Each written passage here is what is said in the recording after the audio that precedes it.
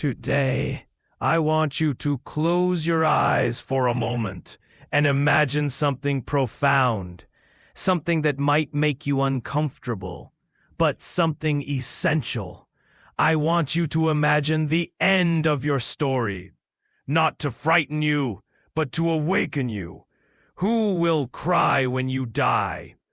This isn't meant to be morbid. This is meant to be transformative. Because in asking this question, we're really asking, who have you touched? Who have you loved? Who have you served? What mark are you leaving on this world? Think about the people in your life right now. Your parents who gave you life and watched you take your first steps. Will they weep for the dreams they had for you, the conversations you'll never have, the grandchildren who might never know your voice, your children, if you have them, who learn to say mama or papa before any other word? Will they cry for the bedtime stories that will go untold, the advice you won't be there to give, the moments when they'll reach for the phone to call you, only to remember you're gone? Your spouse, your partner, who chose to walk through life beside you. Will they mourn for the inside jokes only you two shared? The quiet Sunday mornings? The way you made them feel safe in a chaotic world? But it goes deeper than family, doesn't it? What about your friends, the ones who truly know you? The colleague who looks forward to your morning coffee conversations? The neighbor whose day brightens when you wave hello? The cashier at your local store who smiles because you always ask about their day? Will your students remember the teacher who believed in them when no one else did? Will your patients remember the doctor who held their hand during their darkest hour? Will your clients remember the person who went above and beyond, not for profit, but because it was right? Here's what might make you uncomfortable. Some of us are living lives so small, so self-centered, so disconnected, that if we died tomorrow, only a handful of people would truly grieve. Not because we're bad people, but because we've forgotten that life isn't a solo performance.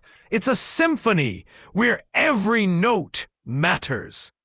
We get so caught up in our own struggles, our own ambitions, our own pain, that we forget to truly see others.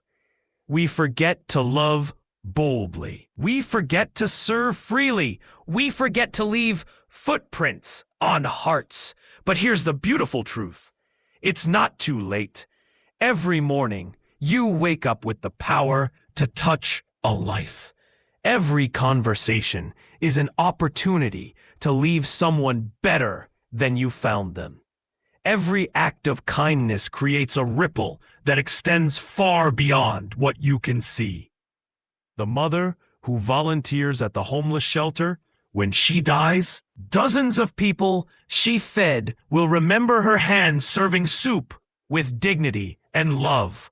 The teacher who stays after school to help struggling students. When he dies, future doctors and teachers and leaders will trace their success back to his patient encouragement. The friend who always listens, who shows up, who remembers birthdays and celebrates victories. When she dies, a whole network of hearts will ache with the loss of such faithful love. Your legacy starts today, so I ask you again, who will cry when you die? And more importantly, what are you going to do about your answer? If your list feels too short, it's time to expand your heart.